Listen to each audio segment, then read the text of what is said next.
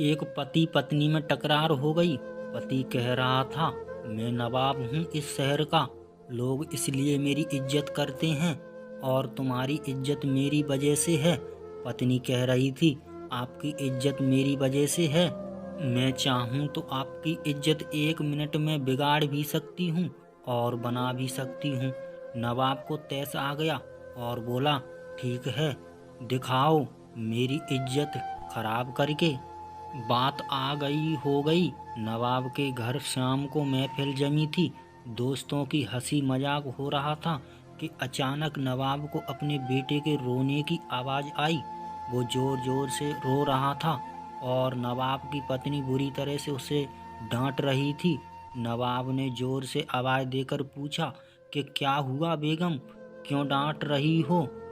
बेगम ने अंदर से कहा, देखिए ना, आपका बेटा खिचड़ी मांग रहा है और जबकि उसका पेट भी भर चुका है। नवाब ने कहा, दे दो थोड़ी सी और। बेगम बोली, घर में और भी तो लोग हैं, सारी इसी को कैसे दे दूं? पूरी महफिल शांत हो गई।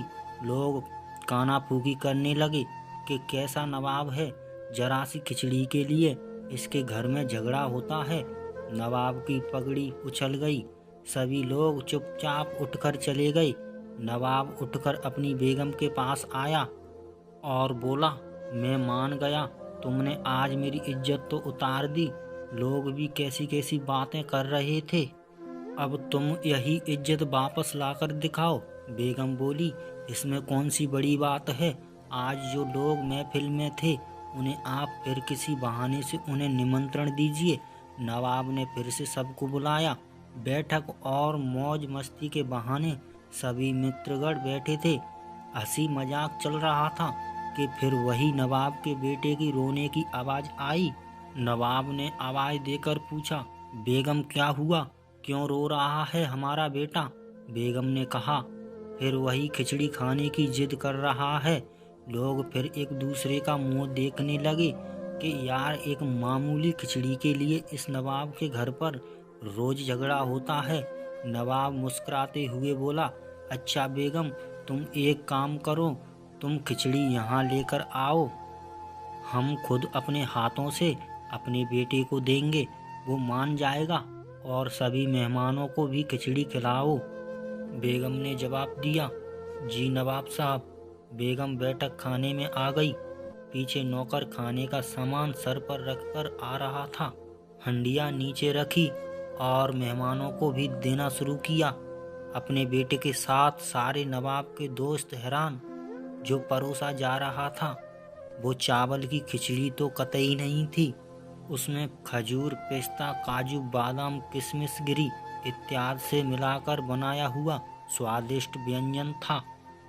अब लोग मन ही मन सोच रहे थे कि एक खिचड़ी है, नवाब के घर इसे खिचड़ी बोलते हैं, तो मावा मिठाई किसे बोलते होंगे? नवाब की इज्जत को 4 चांद लग गए। लोग नवाब की रईसी की बातें करने लगे। नवाब ने बेगम के सामने हाथ जोड़े और कहा, मान गया मैं कि घर की स्त्री इज्जत बना भी सकती है और बिगाड़ भी सकती है, और जिस व्यक्ति को घर में इज्जत हासिल नहीं, उसे दुनिया में कहीं इज्जत नहीं मिलती। तो दोस्तों, ये थी हमारी आज की कहानी। आपका क्या कहना है इस कहानी के बारे में? कमेंट करके हमें ज़रूर बताएं। वीडियो को लाइक करके चैनल को सब्सक्राइब कर लीजिए, साथ में घंटी को दबाकर ऑल पर सेट कर लीजिए ताकि आने वाली वीडियो आपको तुरंत मिले।